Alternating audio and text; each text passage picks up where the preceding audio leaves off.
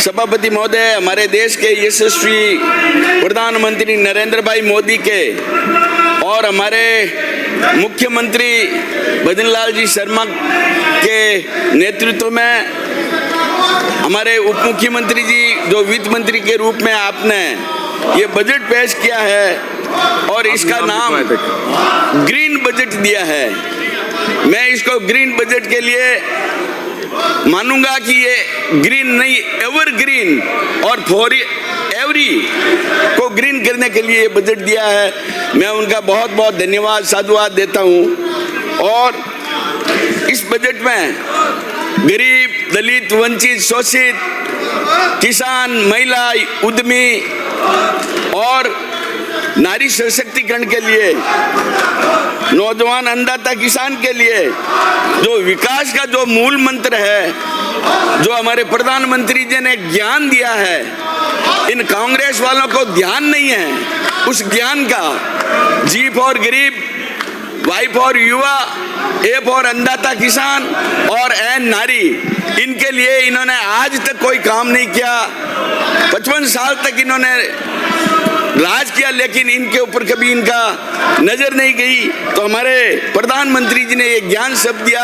अभी ये जो हल्ला कर रहे हैं, इनको पता है कि हमारे मुख्यमंत्री जी ने जो एवरग्रीन बजट दिया है, जो निश्चित रूप से एवरी बैन को ग्रीन करने के लिए इन्होंने बजट दिया है, वो एक बहुत अच्छा बजट है। इनके पास कहने को कुछ बजट पे शब्द नहीं है, इसलिए ये हमेशा अभिभाषण के समय भी इन्होंने ये रोड़ा रखा था, हल्ला किया था, और ये बजट में भी कुछ बोल नहीं सकते, इसलिए इन्होंने अभी भी हल्ला किया है।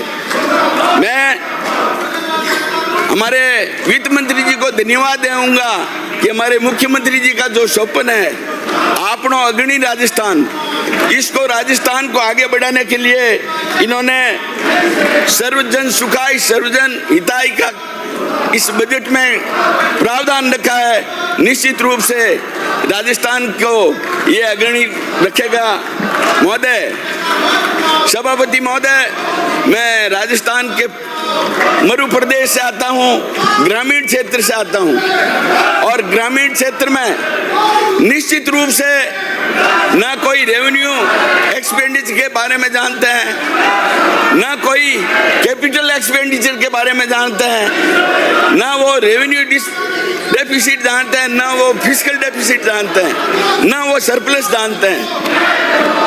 वो सिर्फ ये जानते हैं कि इस बजट के अंदर हमारे लिए, हमारे संबंधित क्या राजस्थान सरकार ने हमारे प्रावधान लिए हैं, वो अपने सिर्फ महसूस करते हैं तो अपने सार्वग्रिकता के हिसाब से महसूस करते हैं कि हमारा इसमें अपनेपन का इस बजट में क्या सारगर्भ है, उस चीज को देखते हैं। मैं इस बजट पर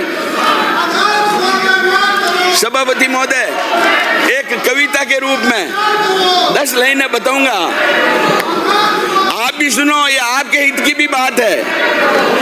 आर्यवर्त इसके अमर पृष्ठ पर उन्नति का आलेख सजा है, लोकतंत्र के लक्षित मन में नव सपनों का बिगुल बजा है। आशाओं के अमर कलश में सौगातों का कमल खिला है, संकल्प पत्र के सब वादों का सेवा भाव से हल मिला है।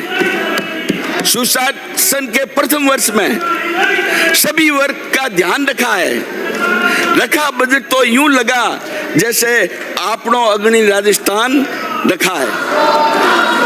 1.25 लाख युवा सपना को रोजगार का मान दिया है, किसान हितों को साथ पीएम किसान सम्मान निधि सम्मान दिया है। बिजली, पानी, शिक्षा व चिकित्सा सेवा को विस्तार दिया है, मुफ्त दवा संग सड़क सुरक्षा का खुलकर उपहार दिया है।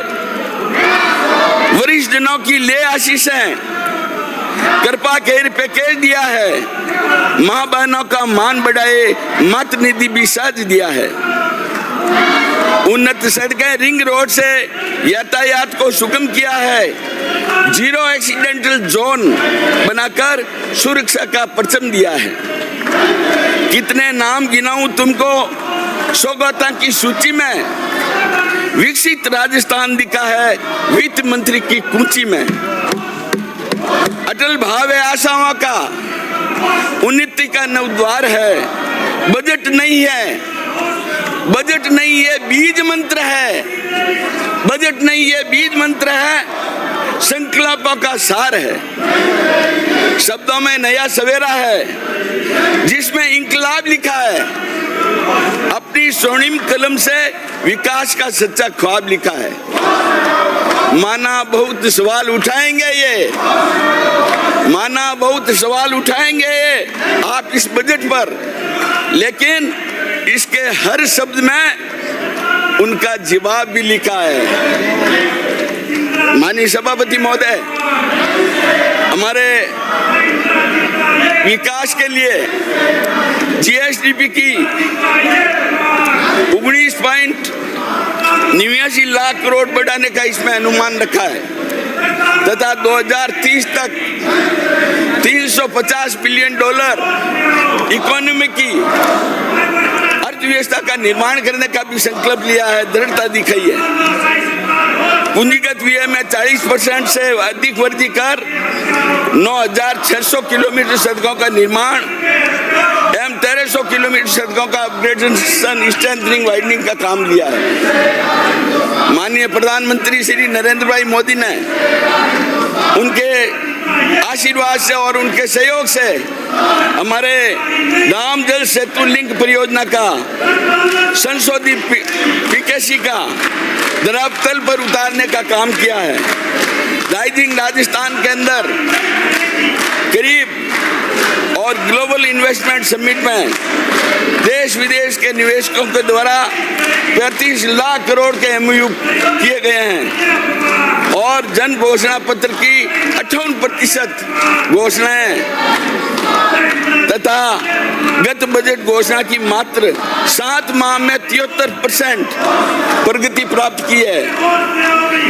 मेरे पहले राजाखेड़ा से आने वाले माननीय सदस्य ने ये बात रखी थी और उन्होंने आंकड़ों के मायाजाल से सदन को गुमराह करने का पूरा प्रयास किया गया था, लेकिन सदन के सभी सदस्य ये जानते हैं कि ये बजट जो है सर्व कल्याणकारी और समावेशी सर्वस्पर्शी है। हमारा देश युवाओं का देश है और इसके अंदर युवाओं के लिए भी मैं एक बात कहूंगा, इनके राज में क्या हुआ था। हाथों में डिग्रियां ले घूमते, हाथों में डिग्रियां ले घूमते, ऑफिसों की चौखट को चूमते, लाखों युवा नौजवान बेरोजगार थे। ये तो गत सरकार कांग्रेस के नजारे। तो साथियों, इसके अलावा आप जो हल्ला कर रहे हो, इस हल्ले से पूरी राजस्थान की जनता आपको देख रही है और उनको सबको पता है कि आपकी अंदरूनी कलह की वजह से आप ये सदन को एक अखड़ा बना रखा है। माननीय सभापति महोदय, शास्त्रों में लिखा है, क्षिति जल गगन पावन समेरा, पंच तत्व से बना शरीरा। तो पानी की जो इस प्रदेश के अंदर नितांत आवश्यकता थी, उसके लिए क्षितिजल गगन पावक समीरा, पंच तत्व से बना शरीरा। महोदय, जल को सृष्टि का और मानव शरीर का अभिन्न घटक माना गया है और वही राजस्थान के भौगोलिक दृष्टि से पेयजल की कमी रहती है। इसके निजात दिलाने के लिए हमारे माननीय मुख्यमंत्री भजनलाल जी की महत्वाकांक्षी योजना राम जल सेतु लिंक योजना निसंदेह दूरगामी परिणामों से परिपूर्ण है। ये योजना आने वाले समय में पूरी राजस्थान के जनमानस के लिए एक वरदान साबित होगी। अतः मैं आपके माध्यम से मुख्यमंत्री जी से निवेदन करना चाहता हूं कि हमारे जैसे ERCP बनी है, इसी तर्ज पर हमारे पश्चिमी राजस्थान को सरसब्ज करने के लिए आप है जो WRCP का भी पैकेज दें और उसको धरातल पर लाने का प्रयास करेंगे। जल जीवन मिशन में हमने देखा है कि गत सरकार ने करोड़ों रुपए के घोटाले करके जो हमारी एक महत्वाकांक्षी योजना थी, हमारे नरेंद्र मोदी जी का सपना था कि यह प्रत्येक हर घर नल जल योजना लागू हो जाए, लेकिन गत सरकार ने उस योजना को ठंडे बस्ते में डाल दिया, अटका कर लटका दिया। और अब हमारे मुख्यमंत्री जी ने प्रधानमंत्री जी से निवेदन कर इस योजना को 2028 तक आगे बढ़ाने का उन्होंने प्रयास किया है और उन्होंने इस बजट में घोषणा की है। निश्चित रूप से जो पीछे वंचित रह गए थे गांव, ढाणियां वंचित रह गई थी, मजरे वंचित रह गए थे, उन मजरों को जोड़ने के लिए ये योजना एक वरदान साबित होगी।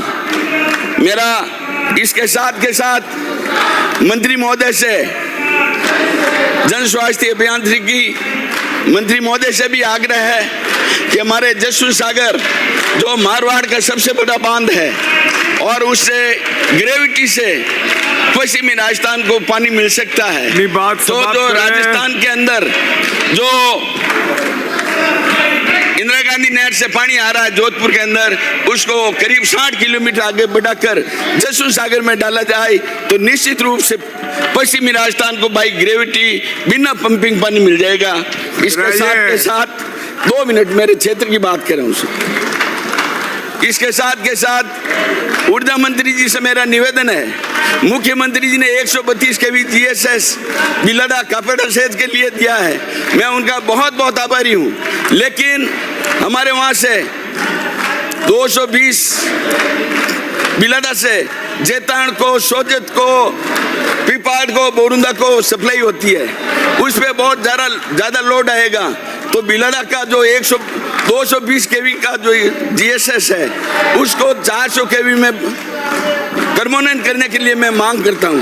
माननीय सदस्य, सड़क का मामला 2 सड़क बोल रहा हूँ, सिर्फ 2 सड़क का नाम संक्षिप्त में मेरे विधानसभा क्षेत्र बिलाडा में बजट भाषण में सड़कों की घोषणा करनी थी, लेकिन उसमें कुछ रह गई है, तो मैं निवेदन करूंगा हमारे उप मुख्यमंत्री जी, वित्त मंत्री जी से कि बिलाडा से खेजड़ला, बिलाडा बाईपास 14 किलोमीटर, बिशलपुर फाटा से पालासनी 7 किलोमीटर और बिलाडा विधानसभा क्षेत्र की 7 मिसिंग लिंक सड़कें निश्चित रूप से हमें देंगे।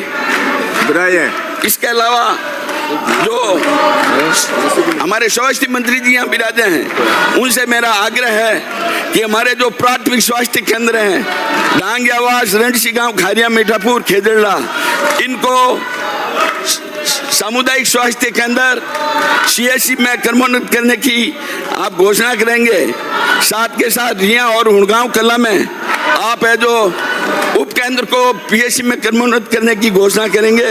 मैं वर्तमान बजट माननीय मुख्यमंत्री महोदय एवं वित्त मंत्री माननीय उप मुख्यमंत्री महोदय को मेरे संपूर्ण विधानसभा क्षेत्र बिलाडा की जनता से तरफ से बारंबार अभिनंदन करता हूं, उनका हार्दिक आभार प्रकट करता हूं। धन्यवाद। जय हिंद।